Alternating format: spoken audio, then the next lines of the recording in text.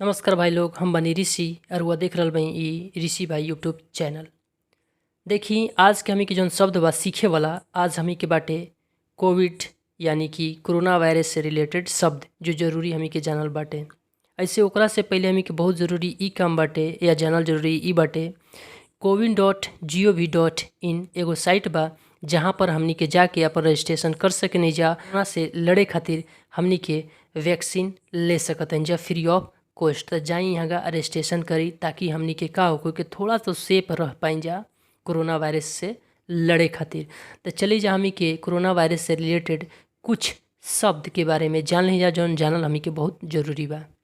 लेकिन corona virus कहाँ से आइल, कैसे आइल, एकरा पहले जानल जरूरी बाटे।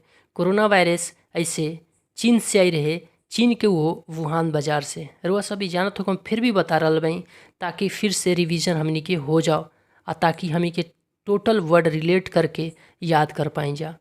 तो हमी के जौन शब्द बाटे आज के जौन बाटे हमी के याद करे खातिर वो बाटे आउटब्रेक, एपिडेमिक और पेंडेमिक।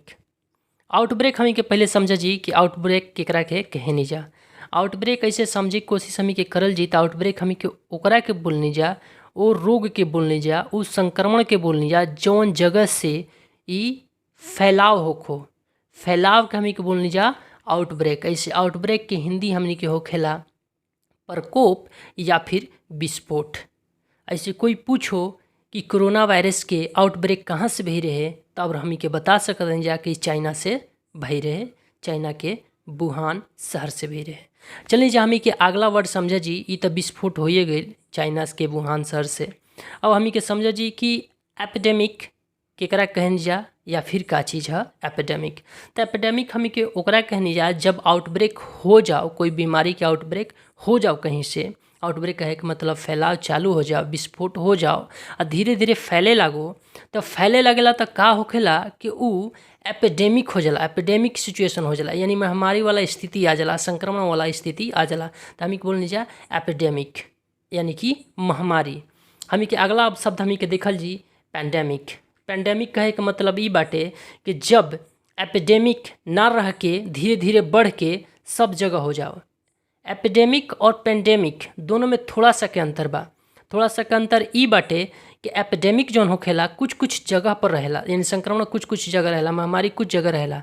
लेकिन जब वही पूरा वर्ल्ड कहीं या फिर कहीं कि बहुत सारे देश में अगर कोरोना वायरस या फिर कोई वायरस फैल जाओ तो ओकरा के बोलल जा पेंडेमिक स्थिति आ गई। पेंडेमिक स्थिति यानी कहे के मतलब हिंदी में हमी के ई बाटे पेंडेमिक होला सर्वव्यापी महामारी, यानी हर जगह ही बा वायरस या फिर संक्रमण बा या फिर वो महामारी बा, ओकरे कहल जा पेंडेमिक।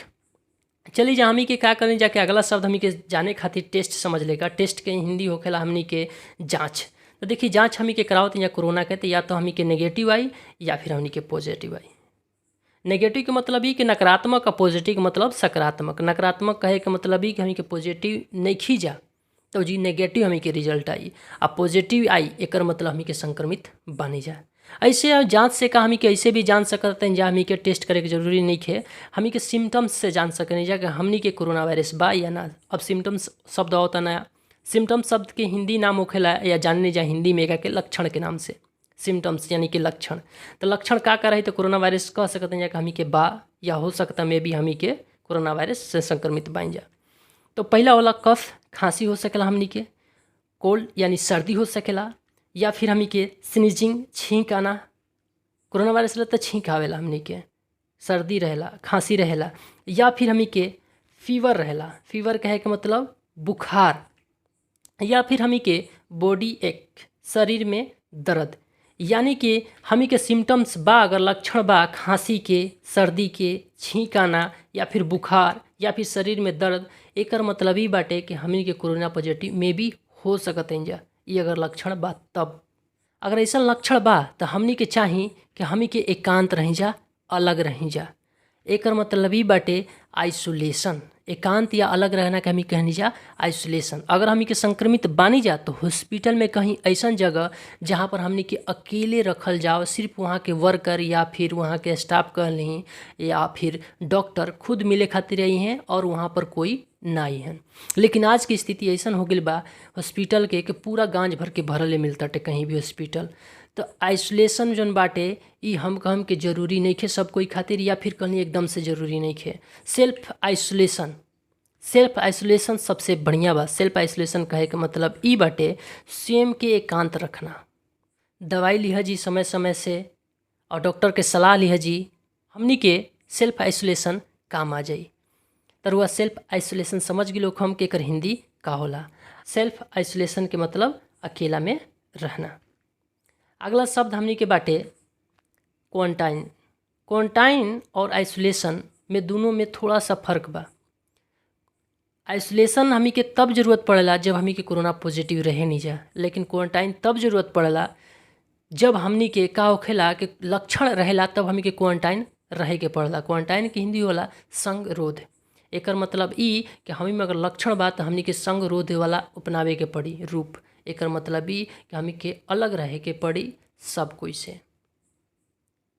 हो सकेला कि वो क्वारंटाइन हमी के 10 दिन खातिर 15 दिन खातिर रही जा, जब तक हमी के कुछ ठीक ना हो जाए, जब वो लक्षण ठीक ना हो जाओ।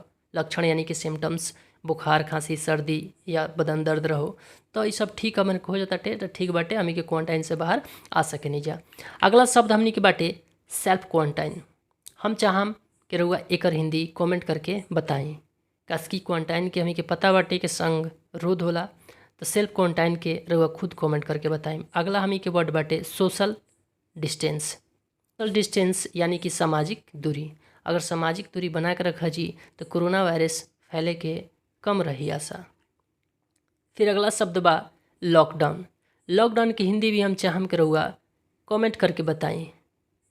अगर अभी तक वीडियो देख रहा बानी तो हम काम करुआ इस चैनल के सब्सक्राइब कर लेम, काश कि ऐसे ऐसे हमी के वीडियो देखे के मिलेला। और हुआ का करम के लाइक कर देम और चैनल के सब्सक्राइब भी कर लेम। और ज़्यादा मन करी कि नहीं अच्छा वीडियो बात हम कम कि कोई दूसरों को भी शेयर कर दें। तब तक के लिए धन्यवाद। Bye bye, tata and take care.